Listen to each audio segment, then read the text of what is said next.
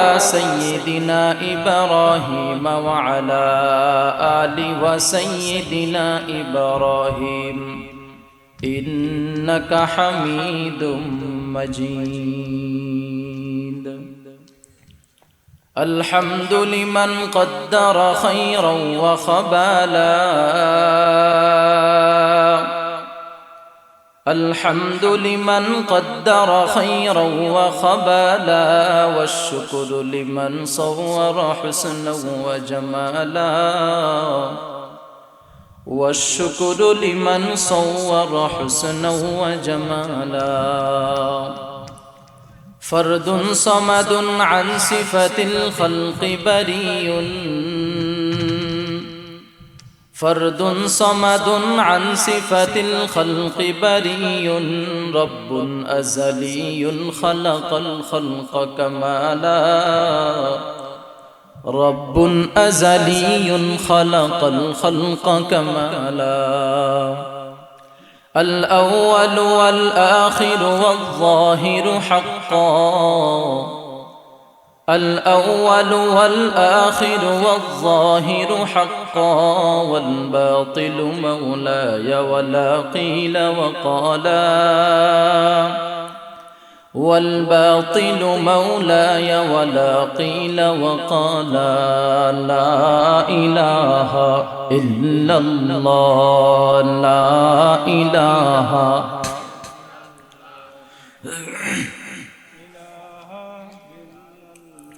لا إله إلا الله، لا إله إلا الله، لا إله إلا الله، لا إله لا إله إلا الله، لا إله إلا الله، لا إله إلا الله، لا إله. سبحان الله الحمد لله، لا إله إلا الله. سبحان الله الحمد لله، لا إله إلا الله. سبحان الله الحمد لله، لا إله لا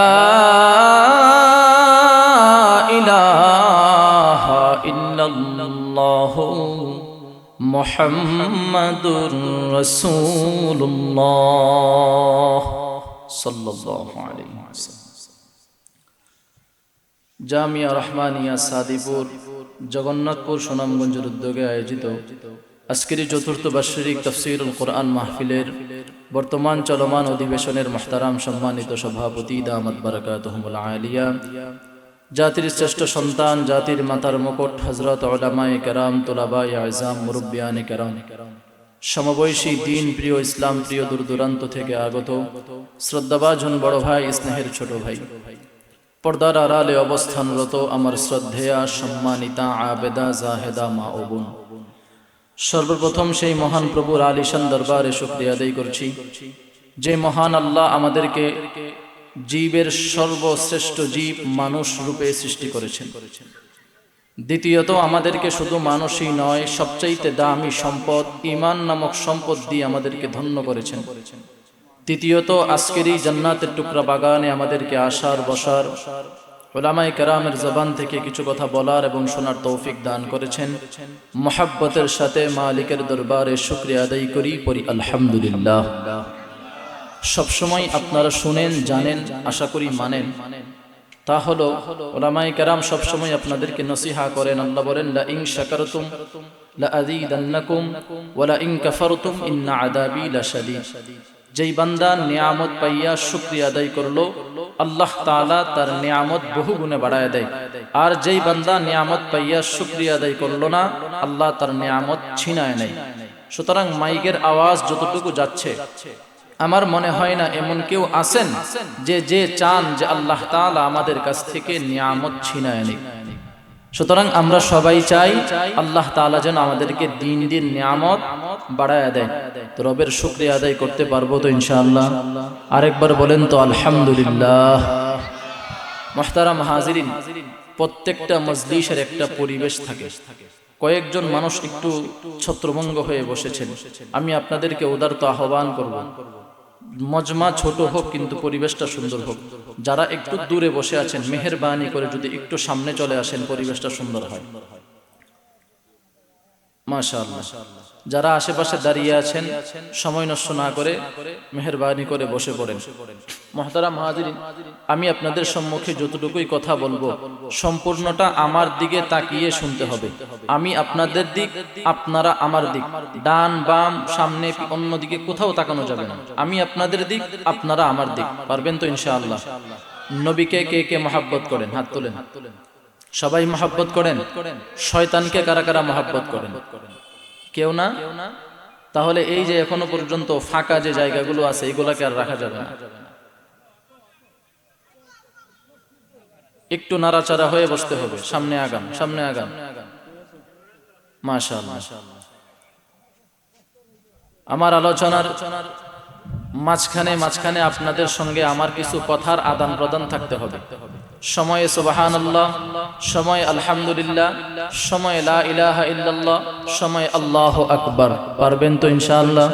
আওয়াজ দিয়ে পড়েন তো সুবহানাল্লাহ।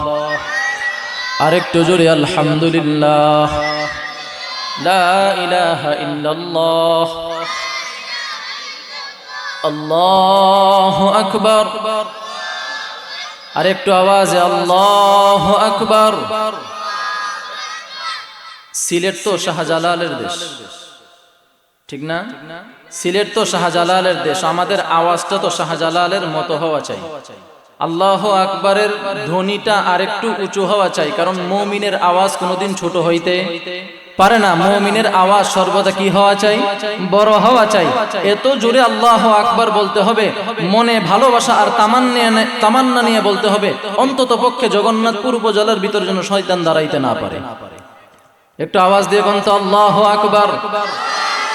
হযরত শাহজালাল ইয়ামানি মুজাররদির আল্লাহু আকবারের ধ্বনিতে যদি গৌর গোবিন্দের দালান ভেঙ্গে চুরমার হয়ে যাইতে পারে, আমি এখনো বিশ্বাস করি 200 কোটি মুসলমান আমরা পৃথিবীতে বাস করি, যদি 200 কোটি মুসলমান আবারও মনের ইস্পিহানি আল্লাহু আকবারের ধ্বনি দিতে পারে, বিশ্বের সমস্ত বাতিল পরাশক্তির মসনদ ভেঙ্গেও চুরমার হয়ে যাইতে পারে।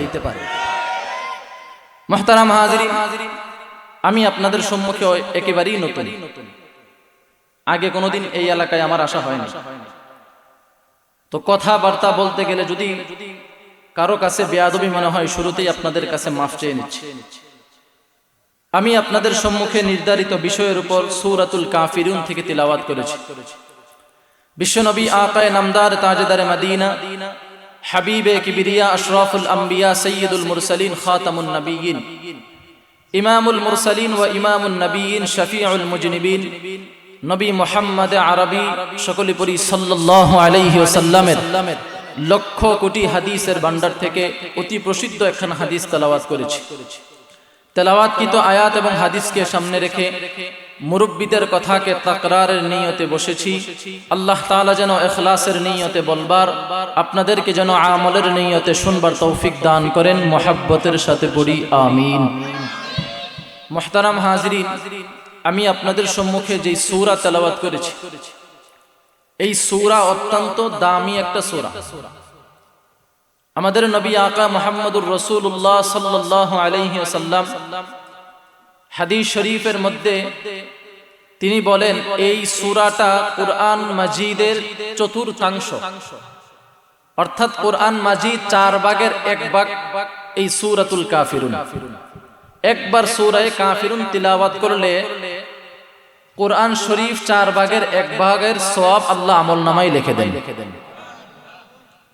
নবী মুহাম্মদুর রাসূলুল্লাহ সাল্লাল্লাহু আলাইহি ওয়াসাল্লামের নিকট যখন সাহাবায়ে কেরাম আসতেন এবং সাহাবায়ে কেরাম রাসূলকে জিজ্ঞাসা করতেন, ইয়া রাসূলুল্লাহ, আমরা যখন ঘুমাইতে যাই এক প্রকার মৃত, যখন আমরা ঘুমাইতে যাই এক প্রকার মৃত, তো যদি আল্লাহ তাআলার শিরক থেকে আমরা বাঁচতে চাই তাহলে আমরা কি আমল করতে পারি? রাসূলুল্লাহ সাল্লাল্লাহু আলাইহি ওয়াসাল্লাম সমস্ত সাহাবায়ে কেরামদেরকে দিক নির্দেশনা দিয়ে বলেন, ঘুমানোর আগে তোমরা সূরাতুল কাফিরুন তেলাওয়াত করে ঘুমাও। এতে তোমার আচরণে, তোমার তেলাওয়াতে বোঝা যাবে তুমি আল্লাহ তাআলার সাথে কাউকে শরীক করা থেকে বিরত থাকতে চাও। আমরাও ইনশাআল্লাহ আজকে থেকে নিয়ত করি ঘুমাইবার আগে সূরাতুল কাফিরুন তিলাওয়াত করে ঘুমাবো ইনশাআল্লাহ। এই সূরার ফজিলত সম্পর্কে রাসূল আরো বলেন, সাহাবায়ে কেরাম হযরত ওমর রাদিয়াল্লাহু তাআলা আনহু থেকে বর্ণিত, তিনি বলেন রাসূলুল্লাহ সাল্লাল্লাহু আলাইহি ওয়াসাল্লাম ফজরের নামাজের আগে 2 রাকাত সুন্নাত আছে না নাই? আপনাদের সাদিপুরে মনে হয় নাই, আছে? ফজরের আগে কয় রাকাত সুন্নাত? 2 রাকাত। মাগরিবের পরে কয় রাকাত সুন্নাত? সবাই বলে না। মাগরিবের পরে 2 রাকাত, ফজরের আগে 2 রাকাত। আল্লাহর রাসূল অধিকাংশ সময় ফজরের আগের 2 রাকাত সুন্নাত এবং মাগরিবের পরের 2 রাকাত সুন্নতে সূরা কাফিরুন এবং সূরা ইখলাস তেলাওয়াত করতেন। আজকে থেকে নিয়ত করি আমরাও ইনশাআল্লাহ ফজরের আগে মাগরিবের পরে এই 2 সুন্নতে আমরা সূরা কাফিরুন এবং সূরা ইখলাস তেলাওয়াত করব। এখন এই কথা বলতে গেলে তো আরো ডাইন বাম কিছু কথা বলতে হয়। অনেকে তো আমরা ফজরের নামাজই পড়ি না, অনেকে আমরা ফজরের নামাজই পড়ি না। আর এখন চলতেছে শীতকাল, ঠান্ডা পানি দিয়ে ওযু করা দ্বিতীয় বিশ্বযুদ্ধ চাইতে মনে হয় কম না। মুহতারাম হাজিরিন, ঠান্ডা হোক গরম হোক যাই হোক, আল্লাহ তাআলার নামাজ কোনোদিন মিস করা যাবে? মুহতারাম হাজিরিন, আমি আপনাদের সম্মুখে যে সূরা তিলাওয়াত করেছি, এই সূরার একটা অংশ হলো শানে নুজুল, অর্থাৎ কোন পরিপ্রেক্ষিতে এই সূরাটা আল্লাহ তাআলা দুনিয়ার বুকে নাজিল করেছেন। যদি এটা বুঝতে হয় তাহলে আমার সঙ্গে একটু কথা বলতে হবে। আমাদের নবীর নাম সব জবানে আমার হযরত মুহাম্মদ মুস্তাফা সাল্লাল্লাহু আলাইহি ওয়াসাল্লাম, মাশাআল্লাহ সবাই জানেন। এবার একটু বলবেন, নবী এই দুনিয়াতে এসেছিলেন কত বছর হায়াত পেয়েছিলেন? সব জবানে বলেন। 63 বছর হায়াত পেয়েছিলেন। নবুয়ত পেয়েছিলেন কততম বছরে? 40 বছর। নবীর নাম মুহাম্মদুর রাসূলুল্লাহ, দুনিয়াতে আগমন করেছেন, হায়াত পেয়েছিলেন 63, নবুয়ত পেয়েছিলেন 40, নবুয়ত পেয়েছিলেন 40। এবার নবুয়তের আগের জীবন 40, নবুয়তি পরের জীবন 23, এই মোট 63। আমার নবী মুহাম্মদুর রাসূলুল্লাহ এমন একজন ব্যক্তি যিনি 63 বছরের ভিতরে কারণে অকারণে, প্রয়োজনে অপ্রয়োজনে কোনোদিন একটি মিথ্যা কথাও বলেন নাই।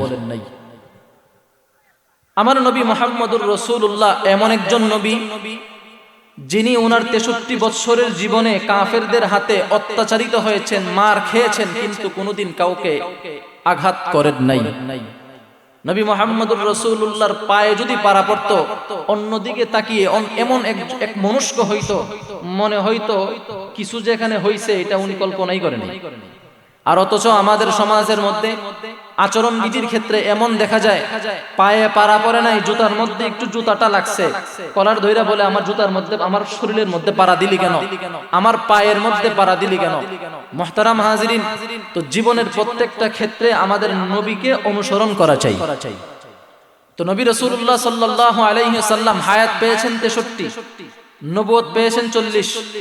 এবার একটু আওয়াজ দিয়ে বলবেন, 40 বছর আগ পর্যন্ত আমার নবী সত্যবাদী না মিথ্যাবাদী? সব জবানে বলেন সত্যবাদী। 40 বছর পরে নবুয়তি জীবন 23, এই 23 বছরে আমার নবী সত্যবাদী না মিথ্যাবাদী? কেমন সত্যবাদী? যদি আপনাদেরকে ছোট্ট একটা উদাহরণ দিয়ে বুঝাইতে চাই, বাহির দেশ থেকে যদি বাণিজ্যিক কোনো কাফেলা আসতো, তারা অর্থ সম্পদ নিয়ে অন্য দেশে যাইতো ব্যবসা করার উদ্দেশ্যে। যদি কোনো কারণে মক্কাতে বা মদিনাতে আরব দেশে থাকতে হতো, তো কাফেরদের কাছে যাইতো, আবু জাহেল, উতবা, সাইবা, তাদের কাছে যাইতো, গিয়ে বলতো, এই আমার কাছে কিছু সম্পদ আছে, আমি তো এগুলো ব্যবসার জন্য নিয়ে আসছি, রাতের বেলা চুরি হয়ে যায় কিনা বলা যায় না, এইগুলো তোমার কাছে আমানত রাখো। তো আবু জাহেল স্বয়ং নিজে পর্যন্ত বলতেন, আমাদের কাছে সঠিক থাকবে কিনা তা জানি না, তবে তোমার এই সম্পদগুলো যদি নবী মুহাম্মদের কাছে দিয়ে আসো তাহলে আর কোনো টেনশন থাকে না। তো এবার বুঝেন আমার নবী কেমন সত্যবাদী ছিলেন, কেমন আমানতদার ছিলেন। কাফেররাও পর্যন্ত আমার নবীকে বিশ্বাস করতেন। শুধু তাই নয়, নবী মুহাম্মদুর রাসূলুল্লাহ সাল্লাল্লাহু আলাইহি ওয়াসাল্লামের তেলাওয়াত শোনার জন্য কাফেররা রাতের অন্ধকারে নবীর বাড়ির পিছনে গিয়ে দাঁড়িয়ে থাকতেন।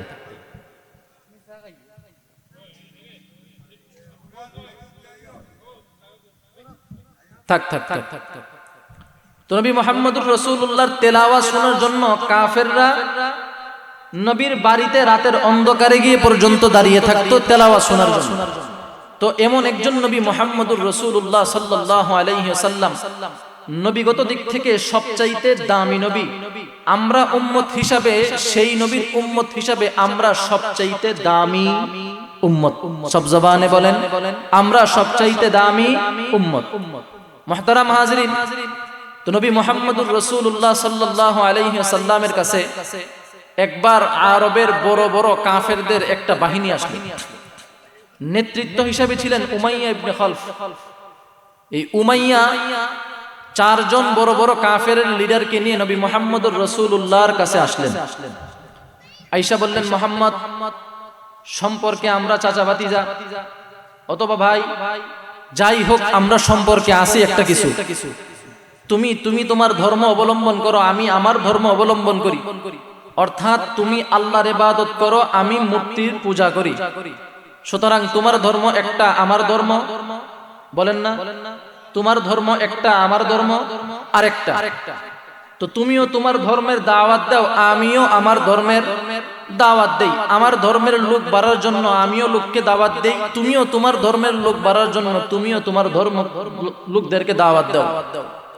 তবে কথা হলো, তুমি তোমার ধর্মের লোককে দাওয়াত দেওয়ার কারণে, আমি আমার ধর্মের লোকদেরকে দাওয়াত দেওয়ার কারণে দুই দলের মধ্যে একটা সংঘর্ষ, বিবাদ সৃষ্টি হয়ে থাকে সবসময়। এই কারণে আসলাম তোমার সাথে সমঝোতা করার জন্য। কি করার জন্য? আমাকে একটা কথা বলেন, আপনাদের এই এলাকার মধ্যে মনে করেন দুইজন ধনাঢ্য ব্যক্তি, দুইজন ধনাঢ্য ব্যক্তি, দুজনেরই সম্পদ আছে। একজনের লোক আছে, আরেকজনেরও লোক আছে। এখন দুজন পরস্পরে গ্রামের মধ্যে মাত্র ঝগড়া বিবাদে লিপ্ত থাকে। একজন আয়েশা বলল, ভাই একই গ্রামে বাস করি, একই গ্রামে বসবাস, একই গ্রামে চলমান, যদি আমরা পরস্পরে ঝগড়া বিবাদে লেগে থাকি তাহলে দেখতে সুন্দর লাগে না, চলো আমরা নিজেদের মধ্যে মিলমিশ করে ফেলি। এবার একটু আওয়াজ দিয়ে বলবেন, উমাইয়া নবী রাসূলুল্লাহ সাল্লাল্লাহু আলাইহি ওয়াসাল্লামের কাছে আসছে সমঝোতা করার জন্য। এটা উদ্দেশ্যটা ভালো না খারাপ? কথা বলে না? উদ্দেশ্যটা বাহ্যিকভাবে দেখতে বোঝা যায় অনেক ভালো। শুধু তাই না, উমাইয়া বলেন যে তুমি যদি আমাদের সঙ্গে সমঝোতা করো, আমরা যদি সমঝোতা করে ফেলি, সমাজের মধ্যে কোনো বিশৃঙ্খলা থাকবে না, কোনো কাটাকাটি থাকবে না, হানাহানি থাকবে না, ঝগড়া বিবাদ থাকবে না, বাবা ছেলের মধ্যে অমিল থাকবে না, স্বামী স্ত্রীর মধ্যে অমিল থাকবে না, সন্তান ভাই ভাইয়ের মধ্যে অমিল থাকবে না, কোনো ঝগড়া ফাসাদ থাকবে না। এই কারণে আমরা সমঝোতা করে ফেলি, একসাথে কাজ করি। ঠিক আছে, তো সমঝোতার পয়েন্ট কি, কিভাবে সমঝোতা করতে চাও? এবার আসেন আসল কথায়। তখন উমাইয়া রাসূলুল্লাহ সাল্লাল্লাহু আলাইহি ওয়াসাল্লামকে ডাক দিয়ে বলেন, মুহাম্মদ সমঝোতা হলো তুমি তোমার রবের একত্ববাদের ইবাদত করো, আমি আমার মূর্তির পূজা করি, মূর্তির ইবাদত করি। আমরা একটা সমঝোতা করলে, তোমাকে যদি বলি তুমি আমার মূর্তির পূজা করো, তাও তুমি করবা না। যদি আমাকে বলা হয় আল্লাহর ইবাদত করি, তাও আমি করব না। কথা মনে হয় বুঝাইতে পারি নাই। মুহাম্মদকে যদি বলা হয় যে তুমি মূর্তির পূজা করো, এটা কশিনকালেও সম্ভব না। আর উমাইয়াকে যদি বলা হয় তুমি আল্লাহর ইবাদত করো, এটাও সম্ভব না। এখন কি করা? বলে এখন সমঝোতা হলো তুমি আর আমি মিলে, তোমার গোষ্ঠী আর আমার গোষ্ঠী মিলে 1 বছর তোমার আল্লাহর ইবাদত করব, আর তোমরা পরের বছর আমার মূর্তির ইবাদত করবে। জোরে কন্না নাউজুবিল্লাহ। প্রস্তাবটা ভালো না খারাপ? প্রস্তাবটা ভালো না খারাপ?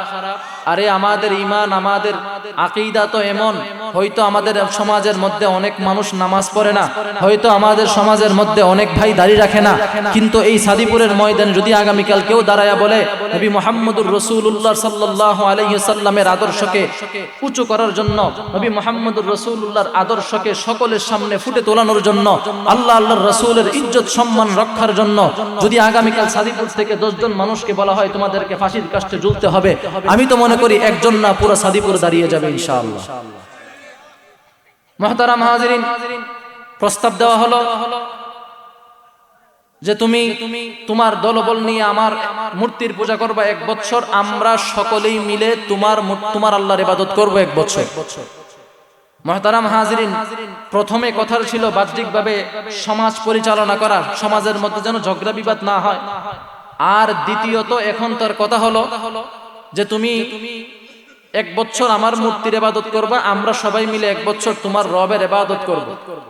নবী মুহাম্মদুর রাসূলুল্লাহ সাল্লাল্লাহু আলাইহি ওয়াসাল্লাম চুপ হয়ে গেলেন, চোখের পানি ছেড়ে ছেড়ে উমাইয়ার দিকে তাকায়া বলেন, উমাইয়া, দুনিয়া কিয়ামত হয়ে যাইতে পারে, আসমান জমিনে আসতে পারে, জমিন আসমানে যাইতে পারে, কিন্তু আমি মুহাম্মদ কোনোদিন আমার রবের ইবাদত ছাড়া আর কারো ইবাদত করতে পারি না। এবার আপনাদেরকে প্রশ্ন করতে চাই, আপনাদেরকে যদি মনে করেন, আমি নিজেই মনে করেন আপনাদেরকে একজনকে বললাম 50 কোটি টাকা দেওয়া হবে আল্লাহর ইবাদত সাইরা মূর্তির ইবাদত করো, আপনার কি মনে হয় আমার গালে আপনার জুতা পড়তে দেরি হবে? কথা বলেন, আমার গালে আপনার জুতা পড়তে দেরি হবে? সুতরাং টাকার লোভ আসুক, সম্পদের লোভ আসুক, নারীর লোভ আসুক, আর যা কিছুর লোভ আসুক না কেন, মুমিন কোনদিন আল্লাহর একত্ববাদের বিশ্বাস ছাড়া, আল্লাহর ইবাদত ছাড়া আর কোন মানুষের ইবাদত করতে পারে না। নবী মুহাম্মদুর রাসূলুল্লাহ সাল্লাল্লাহু আলাইহি সাল্লামকে এই প্রস্তাব দেওয়ার পর নবী মুহাম্মদুর রাসূলুল্লাহ খুব ভারাক্রান্ত হইলেন। বললেন, আপনি যেই প্রস্তাব নিয়ে এসেছিলেন, প্রথমে বলেছিলেন সমাজকে ঠিক করার জন্য, পরস্পরে দাঙ্গা হাঙ্গামা হবে না, রাগারাগি হবে না, মারামারি হবে না, ওই পরিচয়টাই ভালো ছিল, ওই প্রস্তাবটাই ভালো ছিল, কিন্তু আপনার এই প্রস্তাবের ভিতরে যে আমার আল্লাহর ইবাদত থেকে আমাকে বঞ্চিত করবেন, এটা আমার জানা ছিল না। যদি এটা আমার জানা থাকতো তাহলে আমি কখন আপনাকে আমার ঘর থেকে বের করে দিতাম। মুহতারাম হাজিরিন, একটু তিতা কথা বলি, কেউ মনে কষ্ট নিয়েন না। সামনে আসতেছে নির্বাচন, এই নির্বাচনকে ঘিরে আমাদের সমাজের এক শ্রেণীর লোক নিজের জবান তো বিক্রি করেই করে, এমনকি অনেক জায়গায় ঈমান পর্যন্ত বিক্রি করে ফেলে। শুধুমাত্র জবান না, ঈমান পর্যন্ত বিক্রি হয়ে যায়। আমি তো মনে করি একজন মুসলমানের কাছে, একজন ঈমানদারের কাছে তার সবচাইতে দামি সম্পদ ঈমান ছাড়া আর কোনো দামি সম্পদ হইতে পারে না। মুহতারাম হাজিরিন, যখন উমাইয়া তার রাসূলুল্লাহ সাল্লাল্লাহু আলাইহি ওয়াসাল্লামের কাছে এই প্রস্তাব দিলেন, এখন এই প্রস্তাবটা তো রাসূলের মুখ দিয়ে শুধু না করলে হবে না, যেহেতু ইবাদতের ক্ষেত্রে আমার আল্লাহর সাথে সম্পর্কিত, তখন আল্লাহ পাক রব্বুল আলামিন জিবরাইল আমিনের মাধ্যমে নবী মুহাম্মদুর রাসূলুল্লাহর উপর সূরাতুল কাফিরুন নাযিল করলেন। কুল ইয়া আইয়ুহাল কাফিরুন লা আ'বুদু মা তা'বুদুন ওয়ালা আনতুম আবিদুন মা আ'বুদু ওয়ালা আনা আবিদুম মা আবাদতুম ওয়ালা আনতুম আবিদুন মা আ'বুদু লাকুম দীনুকুম ওয়ালিয়া দীন। আল্লাহ রাব্বুল আলামিন তখন এই সূরা নবী মুহাম্মদুর রাসূলুল্লাহর উপর নাজিল করেন। এবার আসেন এই আয়াতের অর্থ কি? আল্লাহ রাব্বুল আলামিন নবীকে জানায় দেন, কুল, অর্থ হে নবী আপনি বলেন, আইয়ুহাল কাফিরুন, অর্থ কি? হে কাফেরেরা, মুশরিকেরা, শোনো। কুল ইয়া আইয়ুহাল কাফিরুন, নবী আপনি বলেন, হে কাফেরেরা, লা আ'বুদু মা তা'বুদুন, আমি তার ইবাদত করি না তোমরা যার ইবাদত করো। অর্থাৎ আমি আল্লাহর ইবাদত করি, তোমার মূর্তির ইবাদত আমি করি না। ওয়ালা আনতুম আবিদুনা মা আ'বুদ, আর আমি যার ইবাদত করি তোমরাও তার ইবাদত করো না। ওয়ালা আনা আবিদুম মা আবাদতুম, আমি তার ইবাদতকারী নয় তোমরা এতদিন পর্যন্ত যার ইবাদত করে আসছো, ওয়ালা আনতুম আবিদুনা মা আ'বুদ, এবং আমি তার ইবাদতকারী তোমরা যার ইবাদতকারী নও। লাকুম দীনুকুম ওয়ালিয়া দীন, তোমাদের কর্মফল তোমার কাছে, আমার কর্মফল আমার কাছে। এটা হলো এই সূরার অর্থ। মুহতারাম হাজিরিন, লাকুম দীনুকুম ওয়ালিয়া দীন। এখন তো আলহামদুলিল্লাহ, আগে আমরা এরকমও শুনছি লাকুম দীনুকুম ওয়ালিয়া দীন নাকি বুখারী শরীফের হাদিস।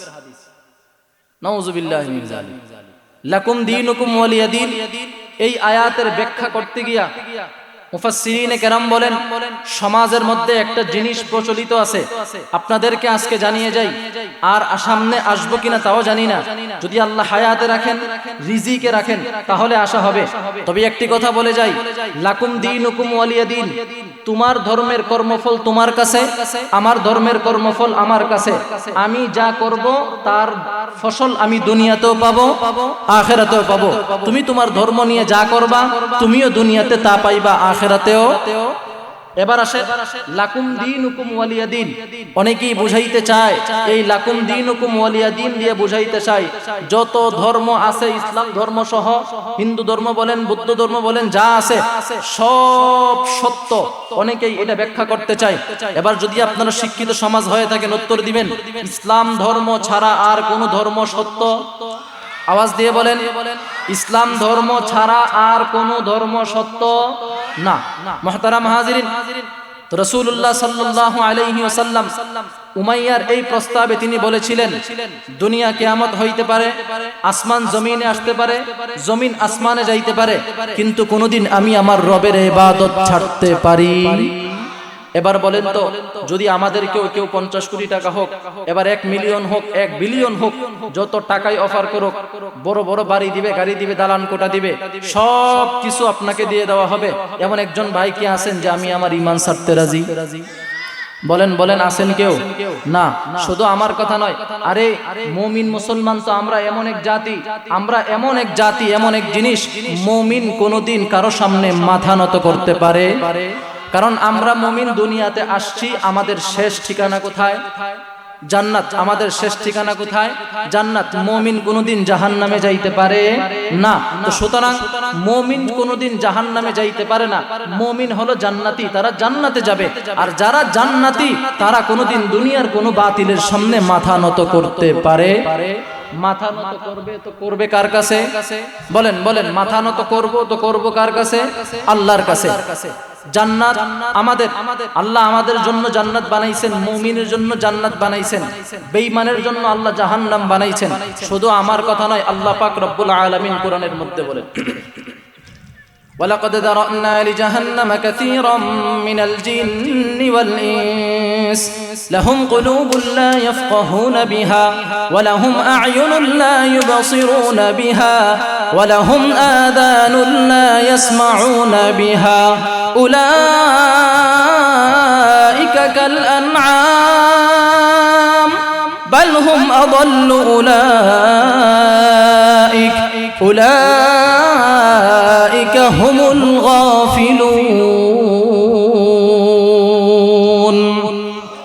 আল্লাহ রাব্বুল আলামিন ডাক দিয়া জানায় দেন, যে দুনিয়ার মানুষেরা, আমি দুনিয়াতে এমন কিছু জিন ইনসান বানাইছি যাদেরকে আমি বানিয়েছি জাহান্নামের জন্য, যাদেরকে আমি আল্লাহ চক্ষু দিয়েছি দেখে না, যাদেরকে আমি আল্লাহ কান দিয়েছি শোনে না, যাদেরকে আমি আল্লাহ অন্তর দিয়েছি, অন্তর দ্বারা আমি আল্লাহর কথা অনুভব করতে পারে না। উলাইকা কাল আনআম,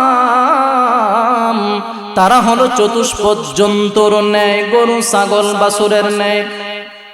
গরু ছাগল বাছুর যেমন দুনিয়ার কোনো কথা বোঝে না, শিক্ষা দীক্ষা বোঝে না, তারাও তেমন কোনো কিছু বুঝে না। ও দুনিয়ার মুসলমানেরা, আল্লাহ রাব্বুল আলামিন আমাদেরকে দুনিয়াতে পাঠাইছেন ইবাদত করার জন্য। কার? সব জবানে বলেন, একটু মহব্বতে বলবেন, আসমানের মালিকের নাম, জমিনের মালিকের নাম, চন্দ্র সূর্যের মালিকের নাম, সমগ্র জগতের মালিকের নাম। আসমানের নিচে জমিনের উপরে যা কিছু আছে সব কিছুর স্থায়ী মালিক আল্লাহ। আমরা হলাম ক্ষণস্থায়ী জমিনের মালিক, ক্ষণস্থায়ী বাড়ির মালিক। ও দুনিয়ার মুসলমানেরা, আল্লাহ রাব্বুল আলামিন আমাদেরকে দুনিয়াতে পাঠাইছেন আল্লাহর ইবাদতের জন্য, কোন গায়রুল্লাহর ইবাদতের জন্য নয়। আর আমরা মুমিন হিসাবে ইবাদত করব আল্লাহর, ইবাদত করে যাইতেও চাই জান্নাতে। মুহতারাম হাজিরিন, তো দুনিয়াতে আল্লাহ এমন মূর্তির গায়ে হাত বুলায়, নবী মুহাম্মদুর রাসূলুল্লাহ বলেন কেমন জানে আমি মূর্তিকে সমর্থনই করে ফেললাম। এই কারণে নবী মুহাম্মদুর রাসূলুল্লাহ মূর্তির গায়ে হাত পর্যন্ত বোলায় নাই। ও দুনিয়ার মুসলমান, একটু ভালো করে খেয়াল করেন, আল্লাহ রাব্বুল আলামিন আমাদেরকে দুনিয়াতে পাঠাইছেন রবের ইবাদতের জন্য, রবের গোলামির জন্য। অথচ আজকে আমাদের অধঃপতন হইতে হইতে এমন এক পর্যায়ে গেছে, টাকার লোভের কারণে, অর্থের লোভের কারণে, গাড়ি বাড়ির লোভের কারণে, নারীর লোভের কারণে আমরা আল্লাহর সঙ্গে কাউকে শরীক করতে পর্যন্ত দ্বিধাবোধ করি না। গতকালকে রাতে আমার মার সাথে বসে খানা খাইতেছিলাম, তো আমার মা আমার একটা ঘটনা শুনাইছে।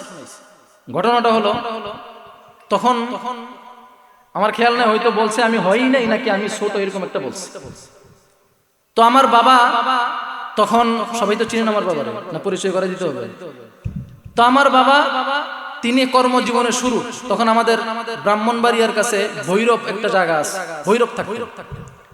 তো ওই সময় আমার বাবার সাথে একজন লোক খুব সম্পর্ক ছিল, সে আলেম হয়েছে। এত সুন্দর মানুষ যে বাংলাদেশ সাধারণত এত সুন্দর মানুষ হয় না, জাপান টাপান এরকম টাইপের অনেক সুন্দর একজন মানুষ। তো এত সুন্দর একজন মানুষ, তিনি আমার বাবার সাথে খুব সম্পর্ক। তো বেশ কিছুদিন এরকম ভালো সম্পর্ক চলতেছে। আমার মা গতকালকে রাত্রে আমাকে বলতেছে, তো এরকম সম্পর্ক চলতে চলতে একদিন ওই আলেম তিনি একজন নারীর ফান্দে পড়ছে। তো একজন নারীর ফান্দে পইরা, নারী ছিল খুব বড় লোক, তার কোনো কিছু ছিল না, অর্থ সম্পদ কিছু নাই, বাড়িতে একটা সামান্য টিনের ঘর, আর মেয়ের অনেক কিছু, অনেক সম্পদ, বড় বড় দালান কোঠা বলেন, বাড়ি বলেন, অনেক কিছু আছে মেয়ের।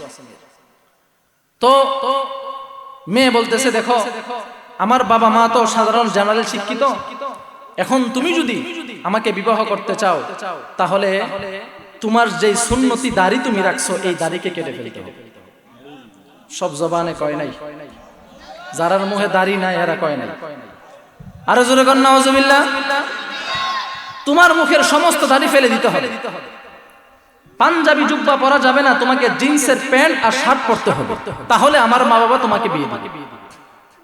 এই কথা শুনে তিনি কয়েকদিন একটু টেনশন করলেন, কি করা যায়। এবার চিন্তা করেন তার মাথার ভিতরে কেমন বুদ্ধি, সে এবার বুদ্ধি বাইর করে ঠিক করছে, দাঁড়িয়া এখন আছে, ফালাই দিলে আবার উঠবে, এটার আশা আছে, কিন্তু এই নারী চইলা গেলে আমার আর কোনো আশা নাই। চিল্লায় এখন নাউজুবিল্লাহ। এত সুন্দর মানুষ, দাড়ি বলা, এত বড় বড় সমস্ত দাড়ি সে কেটে ফেলছে, কামায় ফেলছে। দাড়ি কামায়া জিন্সের প্যান্ট, শার্ট এইগুলা লাগাইছে।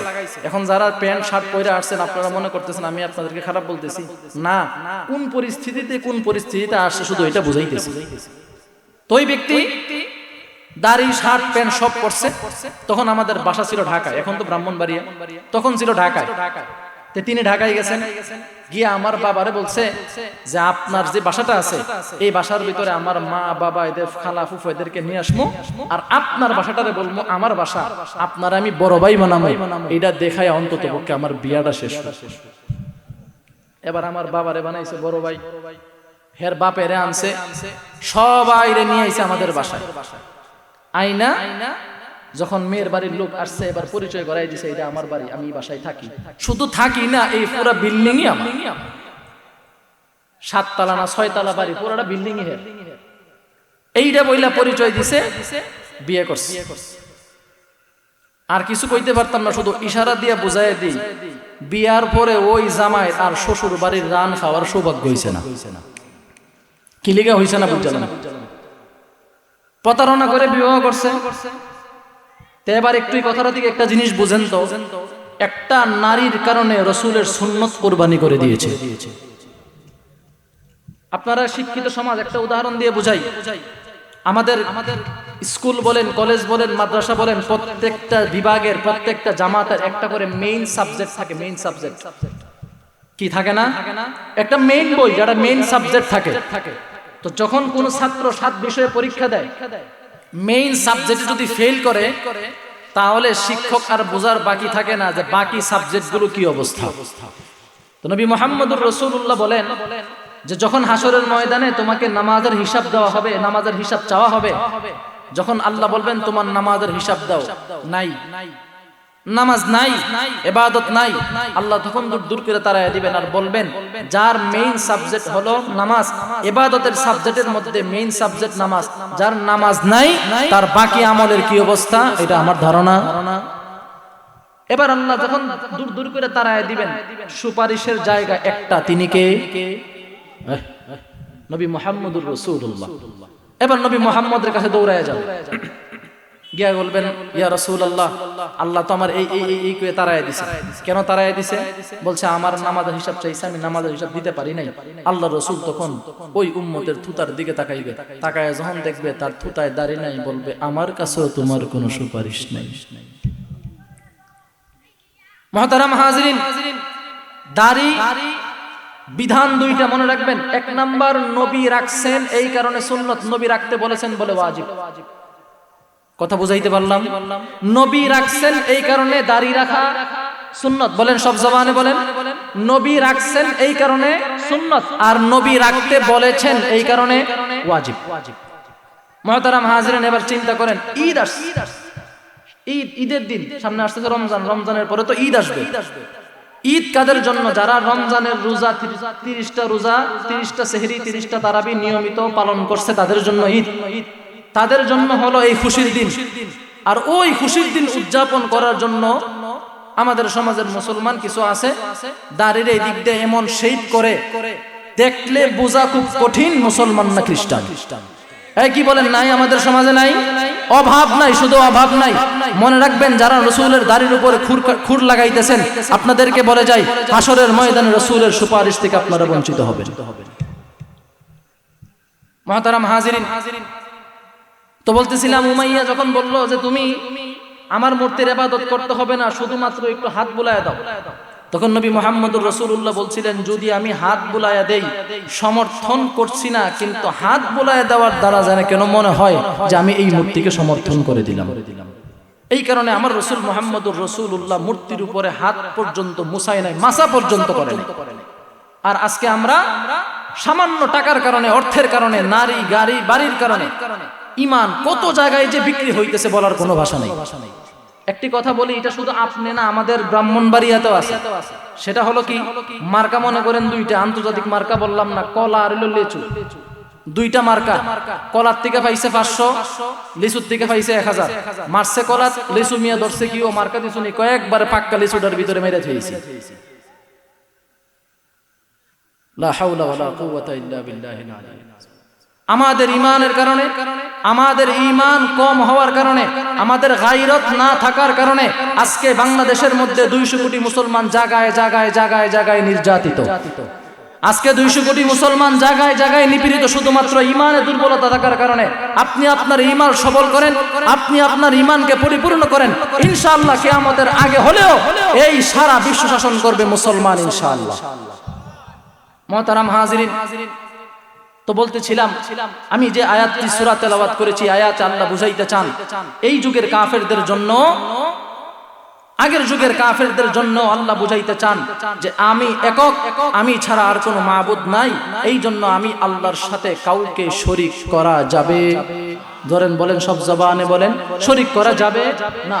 যদি আপনাদেরকে ছোট্ট একটা উদাহরণ দিয়ে বুঝাই, নবী মুহাম্মদুর রাসূলুল্লাহ সাল্লাল্লাহু আলাইহি সাল্লাম যখন মেরাজে যাইতেছিলেন, মেরাজ বুঝেন তো? মেরাজ কাকে বলে জানেন? মেরাজ হইল আল্লাহ রাসূল এক রাত্রে জান্নাত, জাহান্নাম, আরশ, কুরসি, লৌহ, কলম যা আছে সব এক রাত্রে ভ্রমণ করে আসছেন। কোন সুবহানাল্লাহ। মেরাজ কেমন সত্য এটারও একটা উদাহরণ দিয়ে বুঝাই। তা হলো নবী যখন মেরাজ থেকে আসলেন, নবীকে তো এমনিই সবাই আরবের যখন নবী দাওয়াত দিতে লাগলেন কালেমার, সবাই তো নবীকে পাগল পাগল বলে আখ্যায়িত করতে থাকতো। তো যখন নবী মেরাজ শরীফ থেকে আসলেন, আসার পরে নবী মুহাম্মদুর রাসূলুল্লাহ সাল্লাল্লাহু আলাইহি ওয়াসাল্লাম যখন কাফেরদেরকে বলেন, এই কাফেরেরা, আমি এক রাত্রিতে জান্নাত জাহান্নাম আরশ কুরসি লৌহ কলম সব ভ্রমণ করে আসছি।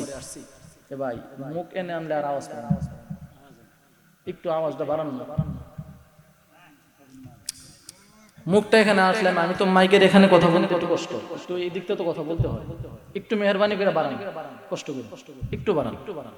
তো যাই হোক, তো নবী মুহাম্মদুর রাসূলুল্লাহ সাল্লাল্লাহু আলাইহি ওয়াসাল্লাম যখন বললেন আমি এক রাত্রে জান্নাত জাহান্নাম আরশ কুরসি লৌহ কলম সব ভ্রমণ করে আসছি, কাফেররা এবার টিটকারি করতে লাগলেন আর হাতে থাকলেন, বললেন আয় হায় রে, আগে মনে করতাম হাফ পাগল, এখন হইছে পুরা পাগল। 2-3 জনে মাত্র কইছে, আগে ছিল হাফ পাগল, এখন হইছে পুরা পাগল। আপনাদের কি মনে হয় আমার নবী পাগল ছিলেন? হ্যাঁ জোরে বলেন, আমার নবী পাগল ছিলেন? যারা এই সমাজের ভিতরে আমার নবীকে কুরুচিপূর্ণ মন্তব্য করতে চায়, আমার নবীকে যারা পাগল বলতে চায়, আমার নবীর শিক্ষাকে যারা দুঃশিক্ষা বলে আখ্যায়িত করতে চায়, অন্তত পক্ষে এই সাদিপুরের জমিনে তাদের জায়গা হতে পারে না। তো নবী মুহাম্মদুর রাসূলুল্লাহ সাল্লাল্লাহু আলাইহি ওয়াসাল্লাম যখন এই কথা বললেন, সবাই কানাঘুষা করতে লাগলেন, হাসাহাসি করতে লাগলেন। পাগল তো আগে অর্ধেক বলতে, এখন পুরা বলতে লাগছে। তো নবী মুহাম্মদুর রাসূলুল্লাহর এই কথায় তিনি কাফেররা মনে মনে চিন্তা করেন, আচ্ছা ঠিক আছে, উনি যারা বলছে কতটুকু সত্য একটু যাচাই করি। যাচাই করার জন্য ওনারা চিন্তা করছেন আবু বকরের কাছে যাবে আর ওমরের কাছে যাবে। তো আবু বকরের কাছে যখন যাবে, চিন্তা করছে আবু বকর যেহেতু বয়সে বড়, তা আবু বকরের কাছে আগে যায়। যেই মাত্র নবীর ঘর থেকে বের হয়ে তারা বের হইছেন, এমনি দেখে আবু বকর আসে, এমনি আবু বকর আসতেছে। নবী মুহাম্মদুর রাসূলুল্লাহ সাল্লাল্লাহু আলাইহি ওয়াসাল্লাম ভিতরে বসা। কাফেররা আবু বকরকে কোনো কিছু জিজ্ঞাসা করবে, কথাটা একটু মনোযোগ দিয়ে খেয়াল করেন। কাফেররা আবু বকরকে কোনো কিছু জিজ্ঞাসা করবে যে নবী গতকালকে মেরাজ করে আসছেন, সত্য কিনা মিথ্যা, এটা জিজ্ঞাসা করার আগেই আবু বকর ঘরের ভিতরে ঢুকে বললেন, ইয়া রাসূলুল্লাহ, গত রাতে আপনাকে অসংখ্যবার খুঁজেছি, একবারও পাই নাই, কোথায় গিয়েছিলেন? নবীর মেরাজ যে সত্য, প্রশ্ন আর করা লাগবে না, উত্তর হয়ে গেছে। এই কথা বলেন, উত্তর হয়ে গেছে। তো আমার নবী মুহাম্মদুর রাসূলুল্লাহ যখন মেরাজে যাইতেছিলেন, সফর সঙ্গী হযরত জিবরাইল আমিন আলাইহিস সালাতু ওয়াস সালাম। তো প্রতিমধ্যে যখন রাস্তা দিয়ে যাইতেছেন, নবী জিবরাইলের হাত ধরে বলেন, জিবরাইল ইন্নী লাকা আজিদু রিহা জান্নাহ। আল্লাহু আকবার কোন, ইন্নী লাকা আজিদু রিহা জান্নাহ। হে জিবরাইল, আমি তো জান্নাতের সুঘ্রাণ অনুভব করতে আছি, আমি জান্নাতের সুঘ্রাণ অনুভব করতেছি। জিবরাইল আমিন মুস্কি হাসে আর বলেন, ইয়া রাসূলুল্লাহ, জান্নাত তো এখনো অনেক দূরে, জান্নাতের কাছে এখনো আসি নাই, আমরা একটা কবরস্থানের পাশ দিয়ে যাইতেছি, এটা জান্নাতের সুঘ্রাণ নয়। নবী স্তব্ধ হয়ে দাঁড়িয়ে গেলেন।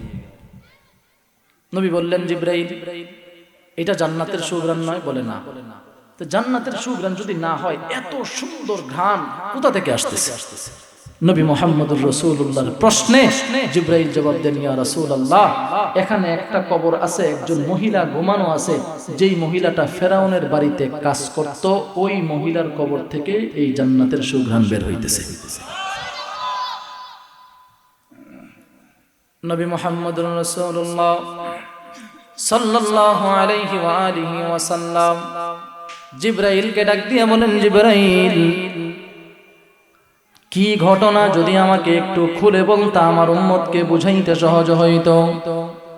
কোন কারণে এই কবর থেকে জান্নাতের সুঘ্রাণ বের হয়, যদি আমাকে একটু বলে দিতা, আমার উম্মতকে বুঝাইতে সহজ হইতো।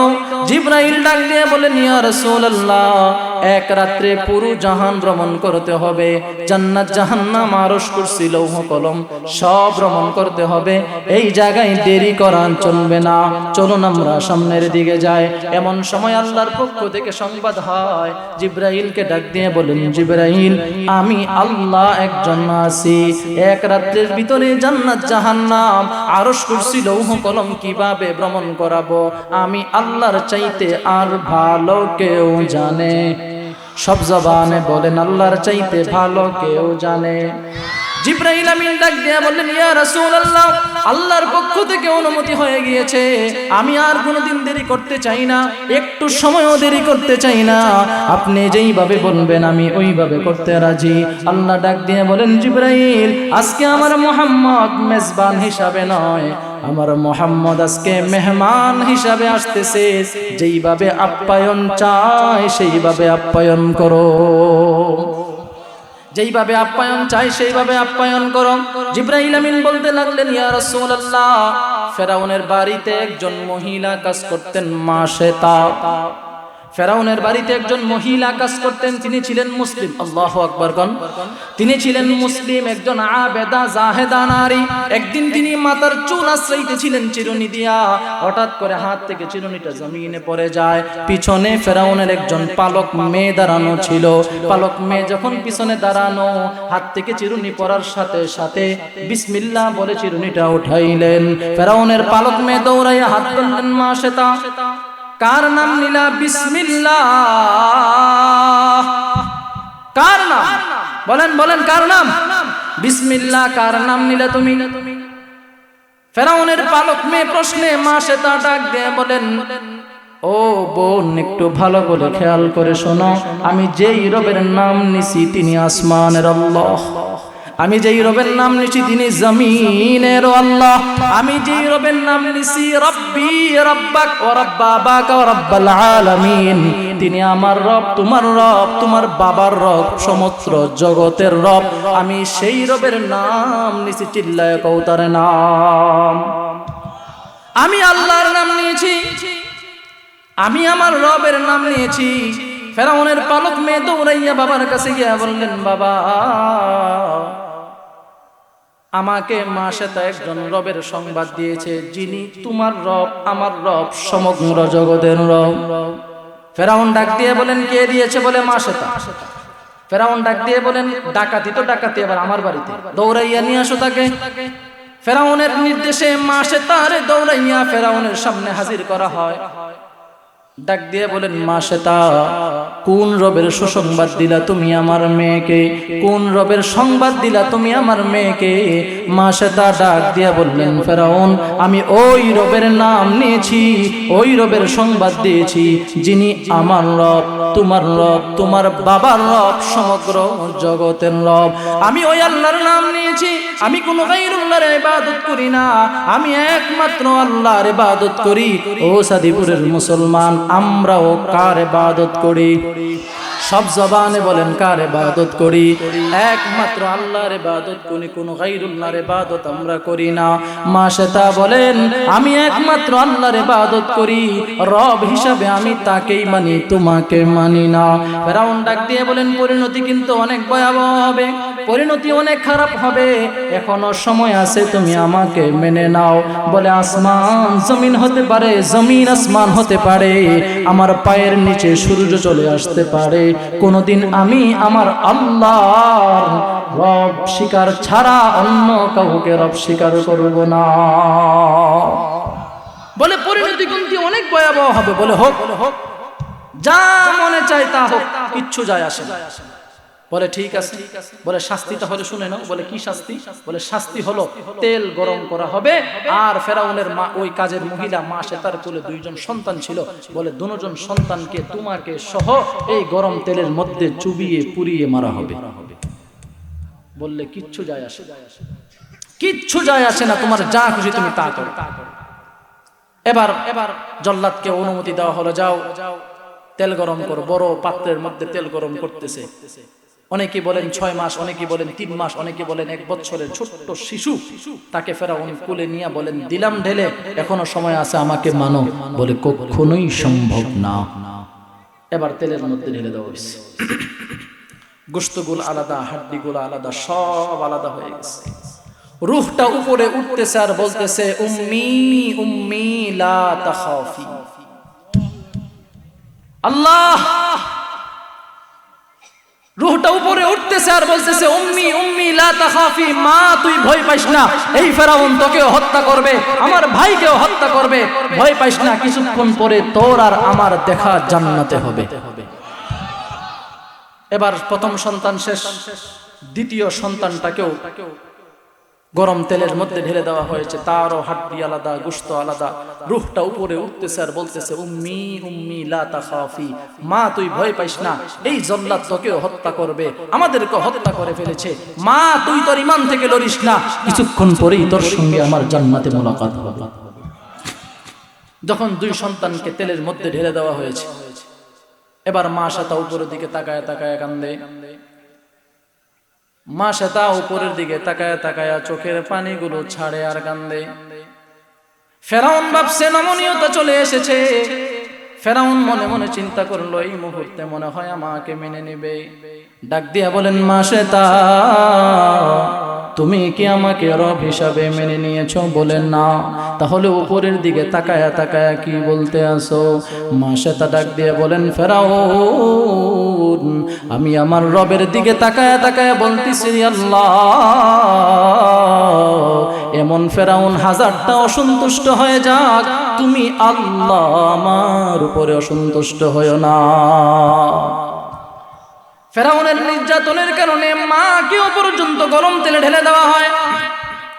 মার গোশত আলাদা, হাড্ডি আলাদা, ওই কবর আর ফেরাউনের মা সেটা যখন তেলের মধ্যে চুবিয়ে দেওয়া হয়, চুবিয়ে দেওয়ার আগে মা সেটা বলেন, ফেরাউন তুমি তো আমার দুই সন্তানকে হত্যা করেছো, আমাকেও হত্যা করবা, তবে একটি শর্ত, তোমার কাছে একটা আবদার, যদি আমার আবদারটা তুমি রাখো তোমার কাছে কৃতজ্ঞ থাকবো। বলে আবদারটা কি? বলে তুমি আমাকে হত্যা করার পরে আমার সন্তানের হাড্ডি, আমার হাড্ডিগুলো একটা কবরের মধ্যে রাইখা দিবা। নবী মুহাম্মদুর রাসূলুল্লাহ মেরাজে যাইতেছিলেন, মনে আছে আপনাদের সেই কথা?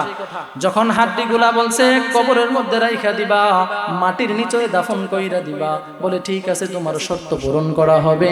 যখন ফেরাউন মা সেটাকে তেলের মধ্যে চুবায়া মেরে ফেলছে, তিনজনের হাড্ডিগুলা একটা কবরের মধ্যে রেখে দেওয়া হয়।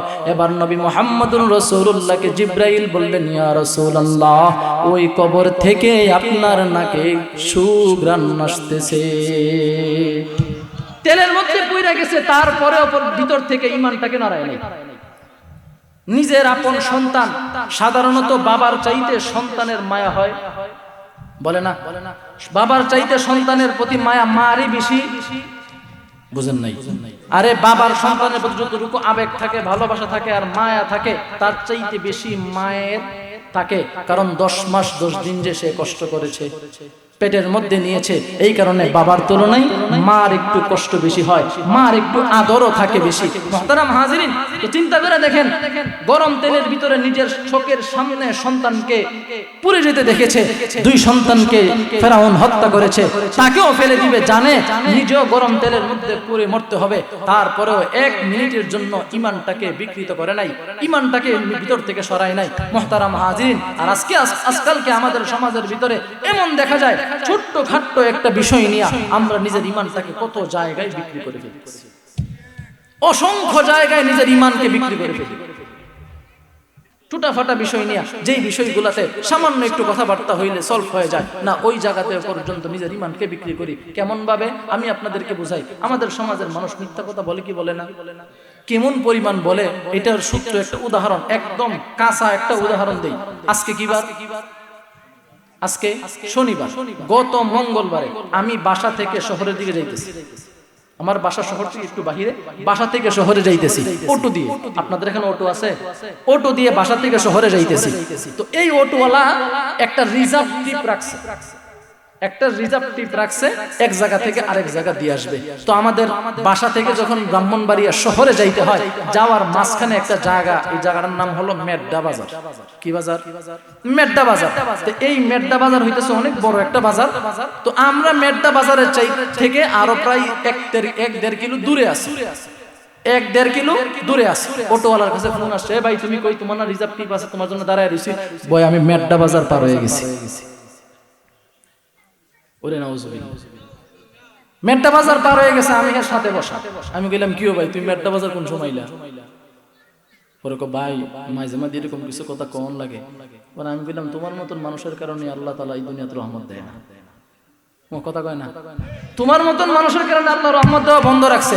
তুমি মেড্ডা বাজার গেল না, এখান থেকে ফোন দিয়ে কইলে আমি মেড্ডা বাজার পার হয়ে গেছি, বাজারেই গেল না আবার বলে পার হয়ে গেছে। কত বড় মিথ্যাবাদী। মুহতারাম হাজরিন, এই কারণে আমাদের সমাজের মানুষ এতটুকু জায়গায় পর্যন্ত মিথ্যা কথা ছাড়তে পারে, এতটুকু জায়গায় পর্যন্ত মিথ্যা কথা ছাড়তে পারে না। আপনাদের এই সাদিপুর বাজার আছে না, আরেকটা বাজার আছে আগে, এই কি বাজার কইরা রে? হ্যাঁ, খলখলিনি, এই খলখলি বাজার। এখন খলখলি বাজারও আপনি একজন লোক দাঁড়া করায় রাখছেন, আপনি এখান থেকে যাইবেন, আপনি আছেন সাদিপুর বাজারে, উঠু পাইতেছেন না, দাঁড়ায় রইছেন। আপনারে ফোন দিয়ে কইছে কি ভাই মতলব মিয়া কুদ্দুর আইছো? বলে আমি খলখলি বাজারের কাছাকাছি। সত্য না মিথ্যা? কথা কয় না, সত্য না মিথ্যা? এই কারণে প্রত্যেকটা পরতে পরতে জায়গায় জায়গায় আমাদের মিথ্যা কথা।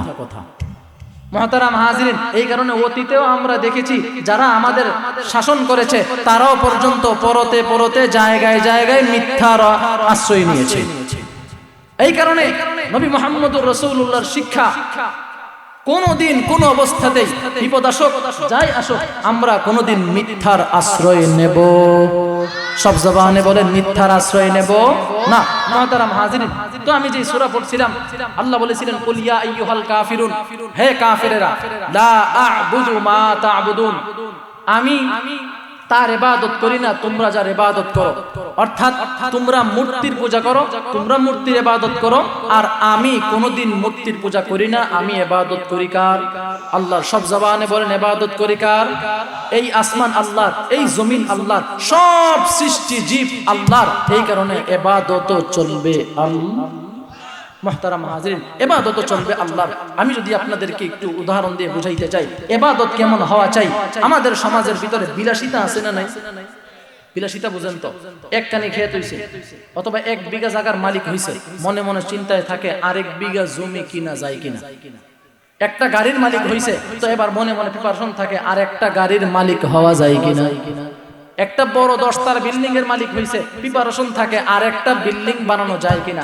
এই মালের লোভে আমাদেরকে সর্বপ্রকার ইবাদত থেকে আমাদেরকে বঞ্চিত রাখছে, সর্বপ্রকার ইবাদত থেকে আমাদেরকে বঞ্চিত রাখছে। মুহতারাম হাজিরিন, যদি মাঝখানে একটা কথা মনে পড়ছে, যদি অনুমতি দেন তাহলে বলবো।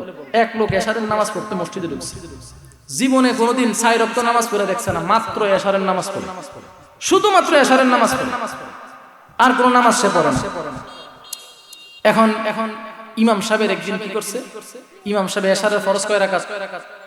বলেন 4 রাকাত। ইমাম সাহেব বলে একদিন 3 রাকাত পড়াইছে। তো 3 রাকাত পড়ানিতে কেউ বলতে পারে না শুধুমাত্র ওই এশা ওয়াক্তিয়া নামাজিয়া, চিনছেন আপনারা? এশা ওয়াক্তিয়া নামাজিয়া এই বেড়ায় ধরতে পারছে যে নামাজ কয় রাকাত হইছে? 3 রাকাত। নামাজের পরে খুব গরম, ইমাম সাহেবরে বল ধরছে, ফালদা তারা শেখ ইমাম সাহেব কিছে নামাজ 3 রাকাত হইছে, কই থাকেন আমনে? ঠেলাটা কি দেখছেন? এই আমনে কই থাকেন? নিয়ে নামাজ হইছে 3 রাকাত। এই আপনারা মুসলিম নামাজ পড়েন না, আপনারা ধরেন না? কেমন পাওয়ার শিখলো? কই কিও তুমি কইলা কেমনে? কই ঠিক আছে বাহিরা পরে আগে নামাজ শেষ করি। এবার নামাজ দ্বিতীয়বার দোহরাইছে, আবার 4 রাকাত নামাজ পড়ছে। পড়ার পরে নামাজ টামাজ বেতের টেতের ফিরে সবাই যখন গেছে গা, ডাক দিয়ে আনছে কিও এশারের নামাজ ছাড়া তোমার মসজিদের বারিন্দা তো পাওয়া যায় না। জুমার নামাজ আয়া ওয়াখির ফাজকুরুনি আযকুরুকুম ওয়াশকুরুলি ওয়ালা তাকফুরুনের সময় ঢুকো, আসসালামু আলাইকুম ওয়া রাহমাতুল্লাহ সময় বেরিয়ে যাওগা। তোমার মতন বেটা কেমনে কইলা এশারের নামাজ 3 রাকাত? হুজুর খলখলা বাজার আমার দোকান 4টা, প্রত্যেক রাত্রে এশারের নামাজ দাঁড়ায়া 4 রাকাত 60 দোকানের হিসাব মিলাই আজকে 3টার মিলছে আর একটার মিলছে না। হ্যাঁ বুঝছেন? 60টা দোকান, 4 রাকাত 60 দোকানের খাতার হিসাব মিলাই আজকে 3টা মিলছে আর একটা মিলছে না। সুযোগই পাইছি না, সালাম ফিরাই দিয়েছেন, এই হিসাবে কইলাম নামাজ 3 রাকাত। ওই একটা সুবহানাল্লাহ। মুহতারাম হাজিরিন, আমরা এই সমস্ত নামাজি হতে চাই না। আমরা এই সমস্ত নামাজি হইতে 5 ওয়াক্ত নামাজ বা জামাতের সাথে আদায় করব ইনশাআল্লাহ। হাত তোলেন। এই দেখেন কোন হাত তুলছে না, এটাও দেখবেন তো আজকাল কাটতে মরতে যাইতো না। আপনারা আশেপাশে ছায়া ছায়া দেখেন কেডা হাত তুলছে না। হাত তুলছেন সবাই? কালকের থেকে ফজরের ওয়াক্ত থেকে শুরু করে বা জামাতের সাথে 5 ওয়াক্ত নামাজ আদায় করব ইনশাআল্লাহ। কোন ইনশাআল্লাহ? আর কোনোদিন নামাজ ছুটবে না ইনশাআল্লাহ। মুহতারাম হাজিরিন, আপনাদেরকে একটি কথা বলতে চাই।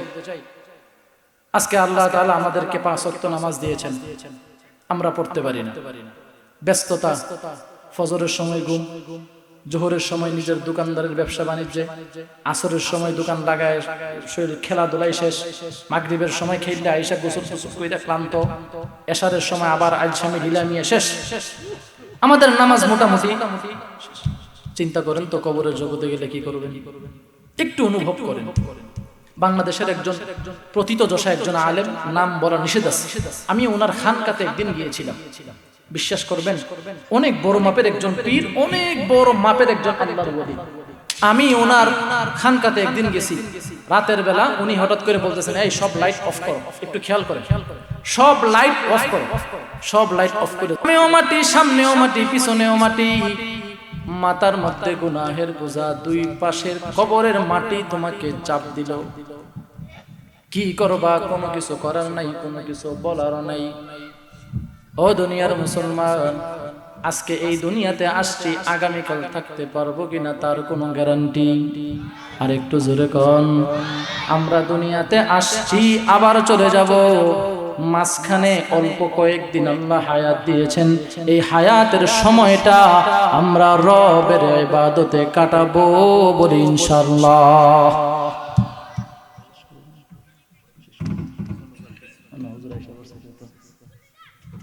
মেহমান চলে আসছে, এটা আমার আদত না। মেহমান বসায় রেখা কথা বলা, এটা আমার অভ্যাস না, এটা আমি পারি না। তবে হুজুর যদি অনুমতি দেন 5 মিনিট, 5টা মিনিট আমি শেষ করবো ইনশাআল্লাহ। আলোচনা যতটুকু সুযোগ হয়েছে করছি, আলহামদুলিল্লাহ। আরো অনেক কথা ছিল, আলোচনা অনেক লম্বা ছিল, বাকি সময় স্বল্পতার কারণে মেহমান আসছেন, কথা বলবেন। তবে একটি কথা, যেহেতু প্রথম আসছি, আমি একটা আমলের কথা আপনাদেরকে বলার ইচ্ছা পোষণ করছিলাম। যদি আপনারা বলেন, হুজুর থেকে অনুমতি পাইছি, বাকি আপনারা যদি বলেন, তাহলে সে আমলের কথাটা বলে আলোচনা শেষ করবো ইনশাআল্লাহ। একটা আমলের কথা যদি বেশি বেশি করতে পারেন, আল্লাহ তাআলা মনের সকল নেক আশা পূরণ করবেন, সেটা হলো ইস্তিগফার। যদি পারেন তাহলে সবাই বলেন তো দেখি, আস্তাগফিরুল্লাহ। বলেন বলেন বলেন, আস্তাগফিরুল্লাহ। এই ইস্তিগফারের আমল আমি আলহামদুলিল্লাহ যত জায়গায় আল্লাহ আলোচনা সুযোগ দিয়েছেন, সব জায়গায় বয়ানের শেষ অংশে এই কথাটা আমি সব জায়গায় বলি। ইস্তিগফারের আমল করে আমি নিজে পর্যন্ত লাভবান হয়েছি। কত জায়গায় আল্লাহ তাআলা আমাকে পুরস্কৃত করছেন, কত কত স্বপ্ন আল্লাহ বাস্তবায়ন করছেন, বলার ভাষা নেই। আমরাও নিয়ত করি আজকে থেকে ইনশাআল্লাহ, রাস্তা দিয়ে হাঁটতেছেন অবসর করেন না, আস্তাগফিরুল্লাহ আস্তাগফিরুল্লাহ আস্তাগফিরুল্লাহ। দোকানে বসে আছেন, কাস্টমার নাই, পড়তে থাকেন আস্তাগফিরুল্লাহ। ইস্তিগফারের আমল সব সময় চালায় থাকেন। ইস্তিগফারের আমল যদি হয়, ইস্তিগফারের আমল যদি করতে পারেন, কি লাভ হয়? ছোট্ট একটা ঘটনা বলে শেষ করি। আমাদের একজন ইমাম ছিলেন, ইমাম আহমদ ইবনে হাম্বল রাহমাতুল্লাহি আলাইহি, নাম শুনছেন? ইমাম আহমদ ইবনে হাম্বল রাহমাতুল্লাহি আলাইহি বড় মাপের একজন আল্লাহর ওলি, আমাদের 4 মাযহাবের একজন ইমাম, ইমাম আহমদ ইবনে হাম্বল। তো ইমাম আহমদ ইবনে হাম্বল রাহমাতুল্লাহি আলাইহি একদিন নিজের কোনো একটা কাজে বাড়ি থেকে অনেক দূর গিয়েছেন। তো বাড়ি থেকে অনেক দূর যাওয়ার পর ইমাম আহমদ ইবনে হাম্বল বলেন যে সারাদিন তিনি কাজটা সারছেন, কাজটা সাইরা মনে মনে চিন্তা করলেন, রাত হয়ে গেছে, 9টা 10টা বেজে গেছে, বা 8টা 9টা হয়ে গেছে। এত রাত্রে যদি এই পথ ধরে বাড়িতে যাই, চুরি ডাকাতির হওয়ার সম্ভাবনা আছে, ডাকাতি হওয়ার সম্ভাবনা আছে। এই কারণে আমি আর বাড়ির দিকে গেলাম না, এখানেই কোনো একটা মসজিদের ভিতরে সারা রাত্র ইবাদত করে কাটিয়ে দিলাম। বলে ঠিক আছে। মনে মনে তিনি এই প্রিপারেশন নিয়ে এক মসজিদের ভিতরে ঢুকলেন। কেউ তাকে চিনে না, তিনি যুগের ইমাম আহমদ ইবনে হাম্বল। তো ইমাম আহমদ ইবনে হাম্বল মসজিদের ভিতরে ঢুকছেন, নিয়ত করছেন কি সারা রাত্র এখানে ইবাদত করে কাটাইবেন, ফজরের নামাজ পড়ে বাড়ির দিকে রওনা হবেন। ইমাম আহমদ ইবনে হাম্বল মসজিদের ভিতরে ঢুকে এশারের নামাজ আদায় করলেন। বেশ কিছু নফল নামাজ আদায় করার পরে পিছন থেকে এক মুরব্বি এসে বলতেছেন, চাচা মসজিদ তালা লাগানোর সময় হয়ে গেছে, আপনি বের হয়ে যান, আর থাকার সুযোগ নাই। ইমাম আহমদ ইবনে হাম্বল বলতেছেন, মুরব্বি আমি তো এই সমস্যার ভিতরে পড়ছি, যদি আমাকে একটু অনুমতি দেন, আজকের রাতটা থাইকা আমি আগামীকাল সকালবেলা চলে যাব। বলতেছে না না, আমাদের এই ঘরের আমাদের মসজিদের ভিতরে এরকম কোনো নিয়ম নাই, এশারের নামাজের 1 ঘন্টা পরে মসজিদ তালা, বের হয়ে গেল। ইমাম আহমদ ইবনে হাম্বল মসজিদ থেকে বের হয়ে বাজারে বাজারে হাঁটতেছে, সব দোকান বন্ধ, একটা রুটির দোকান খোলা। ইমাম আহমদ ইবনে হাম্বল রুটির দোকানে গিয়ে ঢুকছেন।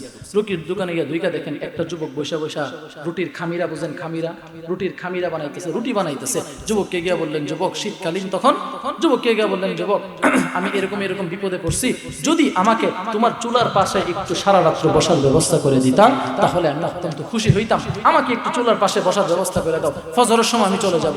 যুবক ডাক দিয়ে বলেন, আমার কাছে তো কাঁথা নাই, বালিশ নাই, কম্বল নাই, কিছু নাই, শীতের রাত্রে আপনি বসে কাটাইতে পারবেন? বলে হ্যাঁ পারবো। বলে আমাকে একটু সুযোগ করে দাও। বলে ঠিক আছে।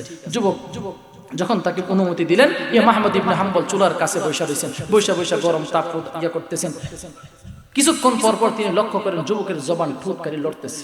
তিনি ভালো করে গভীর খেয়াল করে দেখলেন যুবক কি পড়ে। তিনি অনেকক্ষণ পরে অনুধাবন করতে লাগলেন, যুবক পড়তেছে আস্তাগফিরুল্লাহ, আস্তাগফিরুল্লাহ, আস্তাগফিরুল্লাহ। ইস্তেগফারের আমল চলে।